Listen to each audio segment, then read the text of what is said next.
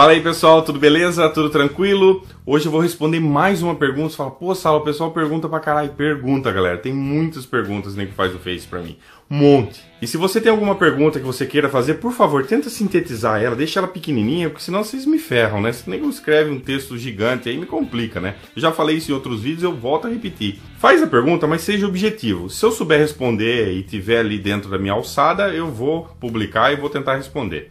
Hoje quem pergunta é Yasmin Alves e ele diz assim, ó. Oi, Salatiel. Bom, me chamo Yasmin, tenho 16 anos e não tenho religião e nunca tive. Tá, que bom. Menos mal pra você. Mas gostaria de saber qual argumento você tem para o sentido da vida. E principalmente, se o Deus bíblico não existe, qual é a razão de nós possuirmos o dom de amar e de saber o que é certo e errado? É tantos assuntos numa mensagem só? Bom, eu tenho muitas outras perguntas, mas essas são a principal. Um amigo meu me desafiou a provar que Deus da Bíblia não existe. Ele disse que vai me fazer acreditar, por isso eu gostaria, por favor, de argumentos bons. Obrigado pela atenção. Yasmin, valeu por acompanhar meu canal, obrigado por estar inscrito. Eu acredito que você seja inscrito no meu canal, por você estar acompanhando os vídeos, valeu. Vamos por partes, né? Esse vídeo aqui provavelmente vai ficar longo, é muita coisa. Vamos por partes, ó. A primeira coisa que você falou aí foi qual o argumento que eu tenho para o sentido da vida. Nenhum. A vida não tem sentido nenhum. A vida não tem significado. As pessoas nascem e morrem sem um propósito definido. Você percebe que a nossa vida não tem sentido quando se depara com a realidade. Você vê, por exemplo, no caso daquele garoto João Hélio, que foi arrastado, né? Ele ficou enroscado, se não me engano, ficou enroscado no cinto de segurança e os bandidos fugindo e foram arrastando o moleque, lixando ele no asfalto. Ele morreu de uma forma brutal, cruel. Você vê, por exemplo, o caso da Isabela Nardoni e tantas outras crianças, pessoas que morrem numa coisa assim tão sem sentido, né? Você vê pessoas morrendo de forma tão banal e você vem perguntar qual que é o sentido da vida. Não tem sentido. Simplesmente buscar uma resposta para isso é perda de tempo. A única resposta sensata e racional que eu poderia dar para você significa sobrevivência. O único sentido que nós temos aqui é sobreviver e procriar, mais nada. Acreditar que existe um plano divino, que Deus está olhando por você, é fácil quando você tem comida na mesa, quando você tem sua casa. Agora, quando você é assaltado, quando você mora em lugares que não tem nem saneamento básico, quando você vê crianças morrendo de fome, quando você vê o caso, que eu falei para você, desse João Hélio que foi assassinado de forma brutal, você olha para isso e fala assim, meu, qual que é o sentido disso? Não tem sentido. É essa a grande diferença. Você tentar ficar buscando uma resposta para isso, você vai ficar maluco. Porque talvez você fale, ah não, mas o meu objetivo é ajudar pessoas. Beleza, o seu pode até ser ajudar certas pessoas, uma causa nobre e tal, mas e aquelas pessoas que são exterminadas da Terra de forma assim como se fosse uma barata? E aí, qual que é o sentido disso aí? Eles vieram aqui só pra se fuder? É isso que você está querendo dizer? Deus planejou, criou eles, eu não vou fazer esse garoto aqui, fazer a Isabela Nardoni, pro pai dela empurrar ela lá do quarto andar, lá ela vai se esborrachar no chão, vai dar um pouquinho, não.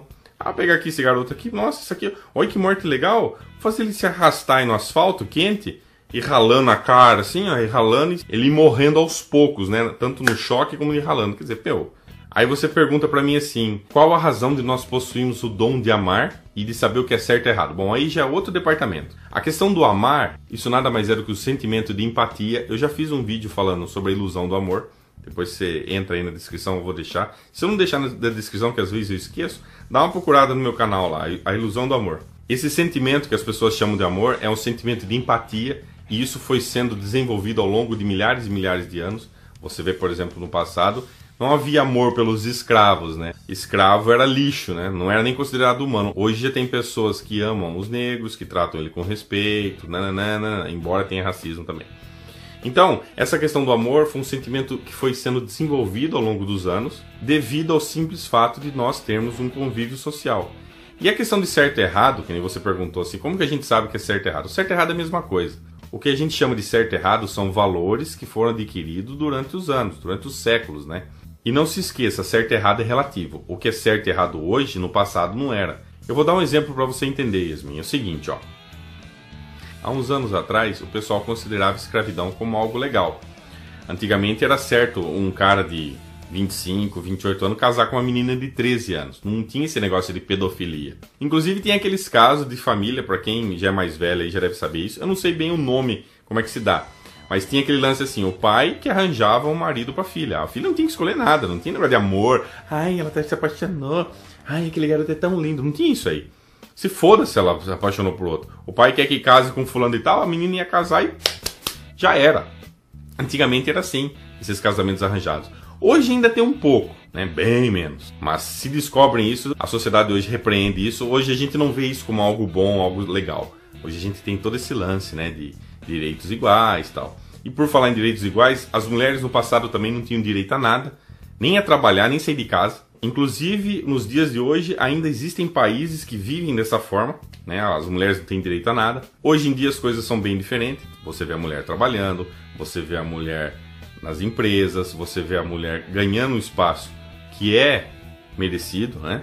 Mas isso nem sempre foi assim. Se você voltar alguns anos aí no passado, você vai ver declarações de que o homem achava absurdo. Onde se viu mulher trabalhar? Isso é um absurdo. Mulher tem que ficar em casa, cuidando do filho, lavando louça. Esse era o pensamento comum antigamente. Hoje já não é mais assim. Então, o que era certo no passado, hoje é errado. E o que hoje é errado, no passado era certo. Portanto, certo e errado são valores que vão mudando, né? Não são valores absolutos, são relativos, que vão mudando de acordo com o que a sociedade vai evoluindo.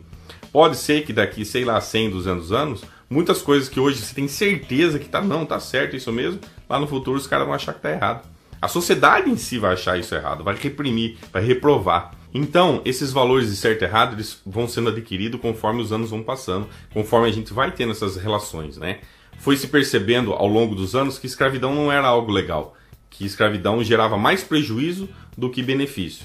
Percebeu-se que escravidão não dava lucro, percebeu-se que escravidão era errado. E ao longo dos anos isso foi sendo eliminado até chegar nos dias de hoje. Então, o ser humano ele vai aprendendo ao longo dos anos. A gente vai evoluindo nesse sentido. É meio que uma tentativa e erro. O ser humano vai tentando, não dá certo. Aí um bando de gente faz aquilo dá certo e errado, vai se adequando. Por isso que o certo e errado vai mudando, né? Isso não tem nada de sobrenatural, não tem nada de misterioso. Isso até tem um monte de artigos na internet que você pode pesquisar e ler a respeito. E uma outra coisa que seu amigo falou aí na mensagem, ele está equivocado, é o seguinte. Ele desafiou você a provar que o Deus da Bíblia não existe. Isso você pode falar para ele. Quem tem que provar que Deus existe é quem faz a alegação, não quem não faz. O ônus da prova está em quem afirma.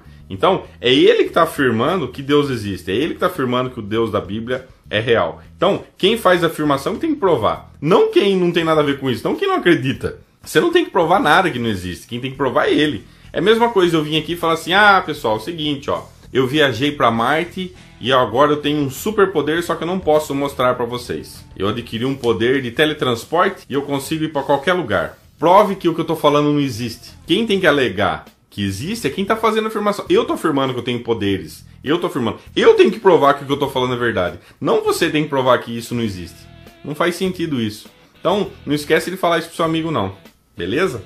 E com relação ao seu amigo que vai te convencer e tal, eu recomendo que você não fique dependendo das pessoas te passarem informação. Não fique dependendo da minha resposta, da resposta de qualquer outro vlogger. Eu recomendo que você estude, que você vá ler artigo. Tem um monte de site na internet aí com um monte de matéria, tanto de cristão como não de cristão. Acho que você deve ler os dois, você deve conhecer tanto um quanto o outro. Quanto mais conhecimento você adquirir, mais você vai aprender, menos propenso a ser enganado, menos propenso a ser ignorante você vai ser. Tá ok, Yasmin? Então, esse foi o vídeo de hoje. Espero ter respondido a sua pergunta. Eu tentei ser mais breve possível, não quero ficar fazendo aqueles vídeos longos, ficar fazendo análise. Beleza? Se você gostou desse vídeo, já sabe, né? Deixa aquele like que ajuda bastante. Eu sempre vou estar enfatizando isso, a importância do like. Isso ajuda na divulgação e na qualificação do vídeo. Se você puder também favorita, que também ajuda demais. Compartilhe aí nas suas redes sociais, no Face, no Google+. E se você não é inscrito no canal, já sabe, né? Se inscreve para acompanhar as novidades aí. Tá ok, galera? Eu vou ficando por aqui. Um abraço a todos e até a próxima.